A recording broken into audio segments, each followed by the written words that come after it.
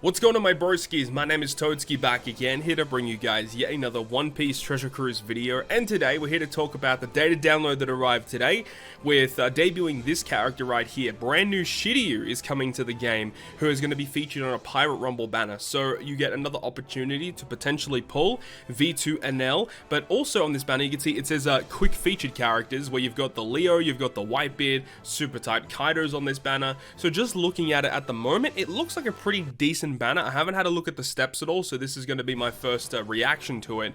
And this is going to be debuting on the 3rd of August 1900 PST time, which is actually like the best date of the year, by the way, for those of you who don't know. August 3rd, mark it down. Anyways, we have the Pirate Rumble Superfast with Shiryu. This is a big banner, right? Because Shiryu is a character that a lot of people have been waiting for. Shiryu is a very good character in PvP. You know, by himself, he's just okay, but the really good thing about Shiryu is that he has really good synergization? He has a really good synergy with some of the other really powerful Pirate Rumble characters right now, namely the other guy on the banner, Kaido, because he is he's a quick character that is also driven based, so obviously works well with some of the other recently released characters. So let's have a look at the breakdown of the steps. The first multi is 30 gems, pretty cool. The second step is guaranteed to be a Rumble and Special level 3, okay, that's pretty bad. Third is a Rumble ability Special level 5 Legend, okay, and then fourth is a 1 gem multi, and then fifth is a recommended character. Oh man, the fact that they've got a banner like this and literally you don't get a guaranteed Pirate Rumble unit until the 5th step, and still potentially you could get either NL or super type Kaido instead. That's kind of bad, honestly. That's not very good at all. The 6th multi is the same as the 2nd step. 8th is a 1 gem, so nothing on multi 7. Number 9 is a recommended. Number 10 is a legend, again with level 5 abilities and stuff. So there's literally no step that guarantees you a PvP unit. Like, what? Why? That doesn't make any sense to me. Like, I don't get it. I really don't get it. This just at the moment, I'm not a big fan of these steps, honestly. Step 2 sucks. I mean, if you still need the legends, again, we need to see what legends are available on the banner. I still think super type Kaido is one of the better legends in the game. I really do enjoy using him. He has great synergy with some of the other characters that obviously have been recently releasing. But man, that's kind of disappointing to see those steps on this banner, because I know a lot of people are excited for this particular unit. I'm still on the fence of whether or not I'm going to be pulling, and the fact that it says quick featured, I don't think Magellan's going to be on this banner, because I'm pretty sure if he was going to be on this banner, he would have probably been as a recommended unit. But that's a little upsetting. But just know, if you do get super type Kaido versus a Kaido, Legend Magellan, this PvP Shiryu, like that core in and of itself is going to be enough to beat a lot of teams, right? So if you do get this unit plus some of the other units that have been releasing, it's so good. But let's actually talk about what he actually does, because I know a lot of people are probably excited to see about that. So Shiryu, driven slasher, quick unit, special abilities probably nothing crazy, 100,000 fixed damage to a single enemy, and a driven orb boost. Like, as he said, nothing really too crazy. Let's have a look at his Rumble stuff. He does have the 2 damage reduction abilities, very easy to rainbow out, so that's fine. But his stuff, okay, let's have a look at his kit. So 28 CT is a little bit on the high end, but he says at level 10, enemies in a large range for 2 times his attack. That's really good. And if you're doing it within the first 30 seconds, he targets strength enemies for 2,000 fixed damage on top of that 2 times his attack. That's really good, actually. It does have to be launched within the first 30 seconds, so that might be a little bit tricky depending on the rest, but I'm pretty sure his passive helps you with that. But this is a great effect, because you're going to be able to launch this multiple times per fight, and 2 times his attack. I mean, what is he at base right now? So that's already 1787. That is rainbowed, but if you had cotton candies on top of it, that's obviously going to be great. And obviously when you have the PvP stuff increasing your character's attack, that's all going to be really good in PvP. So he will be doing a lot of damage towards the enemy, and it is in a large range, which is great.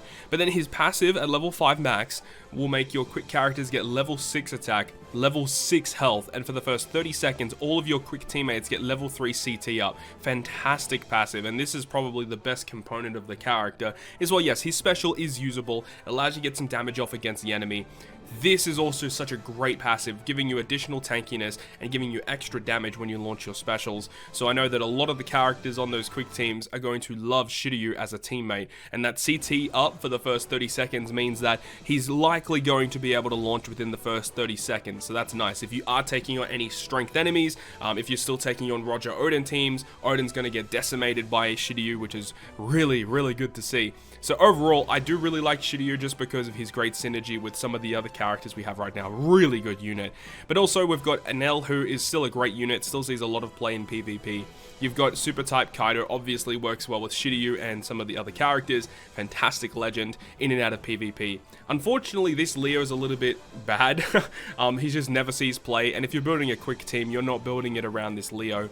And then the last character featured is Whitebeard, who is still great, really good bench unit, comes on, he gives himself all the buffs that he needs, does a lot of damage. I think he does defense reduction as well. He can special bind, I think, other powerhouse units. Like, he's a ridiculously powerful Pyre Rumble unit, and I still think to this day, he probably still is the #1 Pyre Rumble unit in the game, Pyre Rumble Rare Recruit, at least in my opinion. He's fantastic, he's so good. But I don't know what else is going to be featured on the banner. We'll have to wait and see about that. But there's actually one other thing that we can go ahead and check out before we end this video today. If we go over to the event page, we see that we will be getting, it's not listed here, but I'll go do some more time traveling. You can see 19 hours left. So on August 4th, we get a new arena. Okay, so we've gone ahead and skipped over to the next day, and you can see this has 32 days left, so this is going to be here for a while, but we have San Juan Wolf, the Great Battleship, debuting for the first time on Treasure Cruise 11-star difficulty arena. Let's go ahead and talk about him really quick. So he is a Psy powerhouse driven, nothing really too surprising there in terms of his classes, as we've seen with the latest batch. But anyways, let's talk about his special ability. So his special will reduce the chain debuffs, both chain coefficient reduction and chain lock, by 5 turns, and heals 30% of your crew's max HP, and then gives your driven and powerhouse characters a 1.75 times color affinity boost. But then he says if your captain is either driven or powerhouse, he will boost those two classes, driven and powerhouse orbs, by, I think it's 2 times, yeah, it's a 2 times orb boost for 1 turn after 2 turns have passed. So get rid of the chain debuffs, you get healing, color affinity, and then you get the clock buff after 2 turns. You'll get the orb boost. So he's a pretty interesting special. I don't know how often this guy's going to see usage, but it's not a terrible effect at all. Let's have a look at his support. Does he have a good support? Attaches to Blackbeard or Shiryu, and once per quest, if the character uses a special, reduces the chain debuffs by 2 turns. Okay, that might see some play, and Blackbeard doesn't have many great supports, so it's nice that he gets a little bit of love, and Shiryu as well.